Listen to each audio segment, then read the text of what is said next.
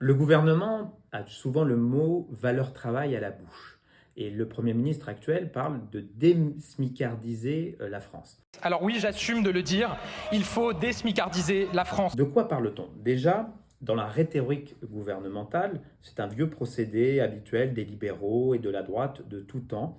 Vous aurez toujours l'opposition entre guillemets, ceux qui travaillent, qui ne gagnent pas beaucoup, effectivement, qui ont des bas salaires, parce que gagner le revenu minimum à l'heure actuelle, c'est ne pas gagner suffisamment pour pouvoir vivre décemment.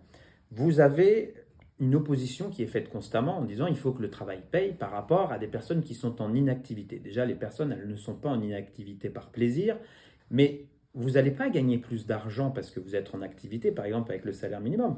On va vous dire qu'on va diminuer l'argent de cette personne-là, donc les mettre encore plus dans la merde, si j'ose dire, dans la précarité, mais ça ne va aucunement changer votre réalité. En fait, le but, à travers ces rhétoriques, c'est de diviser, c'est de retirer toujours plus de droits sociaux. Parce que quand on retire les aides à ceux qui sont en inactivité, c'est potentiellement votre aide à vous demain. Puisque quand vous êtes en difficulté, vous pouvez être dans une période de votre vie, effectivement, où vous avez des difficultés pour retrouver un travail, des difficultés financières, et ces aides sont là pour vous aider justement quand on est en difficulté. C'est notre socle social à toutes et à tous. Et s'y attaquer finalement, c'est attaquer le socle de tout le monde. Ce qu'il faut regarder, ce n'est pas les personnes qui gagnent moins que nous, c'est celles qui, de manière exubérante, gagnent plus que nous. Et c'est là que se logent les véritables inégalités. Puisqu'en France, et ça n'a pas toujours été le cas, on a des différences de salaire dans certaines entreprises, ça peut aller de 1 à 350. 1 à 350. C'est le cas par exemple de Carrefour, où par exemple une personne qui gagne environ 2000 euros à une personne qui, à sa tête, gagne 350 fois plus qu'elle, c'est-à-dire presque 700 000 par mois. C'est pour vous donner des idées de grandeur. C'est tout simplement inacceptable de tel niveau d'écart de salaire. Ce qui pourrait être utile, ce que nous proposons, c'est déjà la première revalorisation des bas salaires, c'est justement le salaire minimum, puisque c'est celui qui est le plus bas au niveau de l'échelle salariale. Si vous l'augmentez de manière importante, ce qui n'a jamais été fait par le gouvernement. Le gouvernement n'a jamais donné de coup de pouce au SMIC.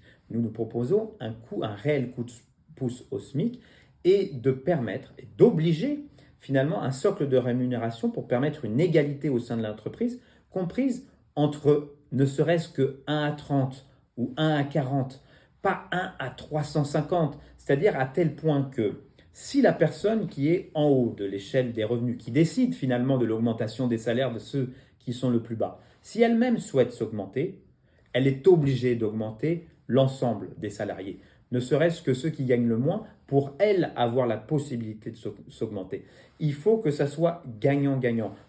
Une personne soit à égalité dans cette entreprise, parce que ce qui crée justement du désordre, ce qui crée de la rage, c'est justement ces inégalités à juste titre qui ne sont pas normales et que nous nous habituons. Avec le temps, nous considérons ça normal. Non, ça n'est pas normal. Après, n'oublions pas que souvent on vous parle de charges. Vous payez des charges sociales, les patrons payent des charges. Heureusement, ce ne sont pas des charges d'ailleurs, ce sont des cotisations.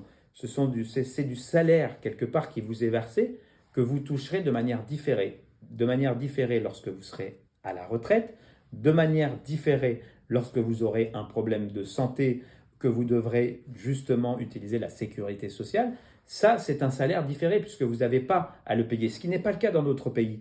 Dans d'autres pays, il y a des cotisations, des choix très importantes, et vous n'avez pas, je peux vous le dire, parce que moi-même, j'ai vécu en Amérique du Nord pendant de très nombreuses années, vous n'avez pas le même niveau de service qui vous est offert. Donc ça, c'est des joyaux qui sont très précieux. Et autre chose qui vous montre qu'il est nécessaire aussi que l'État participe pleinement à une grande convention sociale pour permettre une augmentation des salaires dans toutes les branches. Quand il y a une pénurie d'emploi, c'est preuve qu'on a la possibilité d'augmenter les salaires, puisque quand certains entrepreneurs ne trouvent pas de salariés, qu'est-ce qui se passe? Ils proposent des salaires plus élevés. Donc ce qui était impossible la veille devient possible le lendemain. Donc il y a bien évidemment des marges de manœuvre, il y a des possibilités, mais pour ça il faut une véritable volonté politique.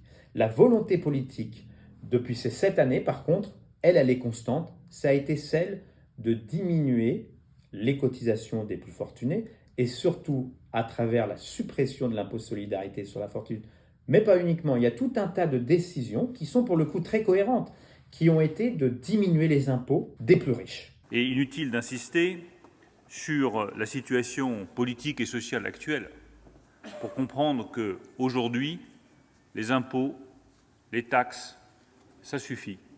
Constamment, je peux vous dire que eux se sont massivement enrichis au cours de ces 7 dernières années, pendant que vous n'en avez pas gagné plus. Donc finalement, ce qu'il faudrait, c'est peut-être remettre un peu de solidarité et d'égalité dans ce pays, que ceux qui ont le plus puissent contribuer le plus et que ceux qui ont le moins puissent gagner plus que ce qu'elles gagnent, qu'on puisse tous et toutes avoir accès à un revenu décent pour vivre.